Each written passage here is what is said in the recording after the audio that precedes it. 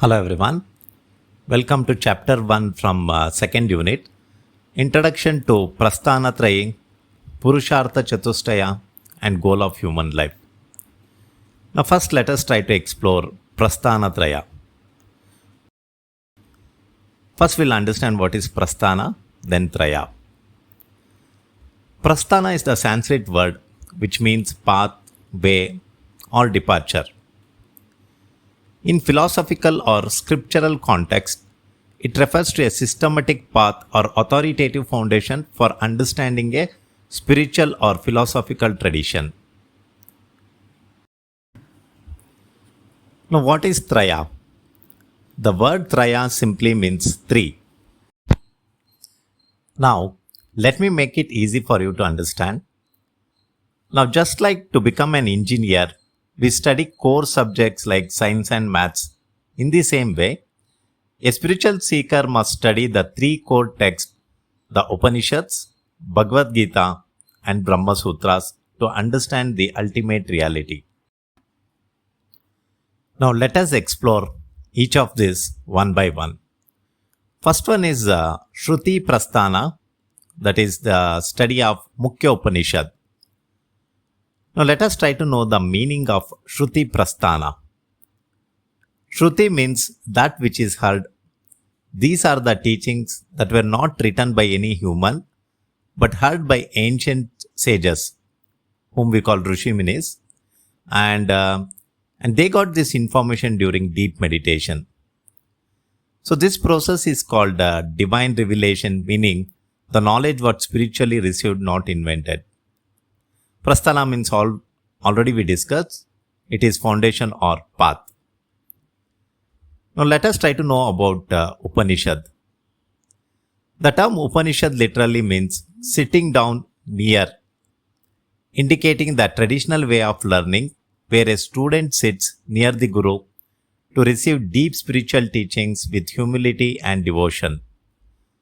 These teachings were originally passed down orally and are considered Shruti, meaning that which is heard.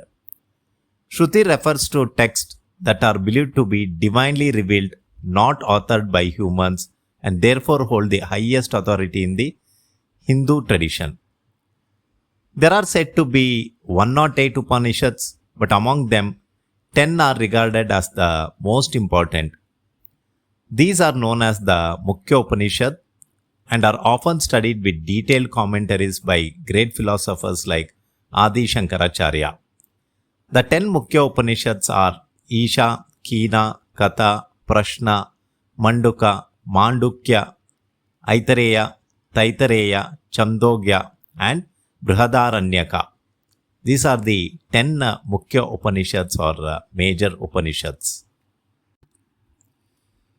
Next one is Smriti Prasthana, that is the study of Bhagavad Gita. Let us first understand what Smriti Prasthana means. The word Smriti means that which is remembered. These are scriptures that were written or composed by sages based on the teachings of the Vedas. Unlike Shruti, which is believed to be directly revealed or heard during deep meditation, Smriti texts are created by human authors, but they still carry great authority and guide people in how to live a righteous and spiritual life. Now let us try to know about Bhagavad Gita. The Bhagavad Gita is a conversation between Lord Krishna and the warrior Arjuna. And this takes place on the battlefield of Kurukshetra just before a great war is about to begin. Arjuna is confused, sad, and doesn't want to fight. At this moment, Lord Krishna becomes his teacher and explains the purpose of life, duty, that is Dharma, the nature of the soul, and the path to liberation. The Gita has 700 verses and teaches different types of spiritual paths such as Karma Yoga. Karma Yoga is the path of doing your duty without selfishness. Bhakti Yoga, the path of love and devotion to God.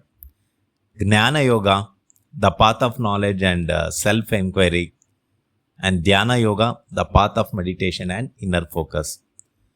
The Bhagavad Gita is considered a spiritual guide for all, not only for monks and scholars, but also for people living normal everyday lives. It shows how to live with peace, wisdom, and devotion even in the middle of life's challenges. The third is Nyaya Prasthana, that is Brahma Sutra. Nyaya means logic and Prasthana means foundation. So Nyaya Prasthana is the foundation of Vedanta based on logical thinking. The main book here is the Brahma Sutra written by sage Badarayana. It explains the teachings of the Upanishads in a clear and logical way. It has 555 short sentences called sutras which talk about what is Brahman, the supreme God or the reality, and what is the soul, Atman, how do we get freedom, that is Moksha. Moksha means liberation. The sentences are very short, so teachers like Adi Shankaracharya wrote explanation to help us understand them. Means all these were written in a sutra in a codified language, and philosophers like Adi Shankaracharya have written commentaries on them to make it simple for a layman to understand. So Brahma Sutra is called Nyaya Prasthana because it uses logic to explain Vedanta. Now let us explore Purushartha Chatushtaya, the four aims of human life. What is the meaning of Purushartha? Purusha means individual or self. Artha means the purpose, goal or meaning. So, the Purushartha refers to the goals or aims of a human being. Purushartha provides a framework for leading a balanced, ethical and spiritually fulfilling life. Which are the four Purusharthas? And let us explore one by one. The first one is Dharma. Dharma means righteousness or duty. So Dharma is living in harmony with moral values, universal laws and one's life responsibilities. Each person has their own Dharma depending on their age, role and situation. Like example is being honest, practice of non-violence, compassion and truthfulness, and fulfilling duties as a student, parent or teacher. Now, Dharma is the foundation and supports the right pursuit of the other three goals. And the second one is Artha. Artha means it is wealth or prosperity. This refers to acquiring material resources, success and financial stability.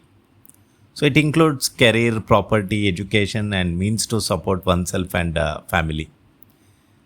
The key idea here is Artha must be earned ethically following Dharma. Means the wealth should be earned ethically without compromising with the concepts of Dharma. Now this allows one to live responsibly and support family, society and spiritual goals.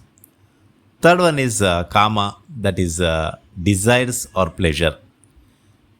Now, Kama is fulfillment of sensory and emotional enjoyment such as love, art, music, relationship, beauty.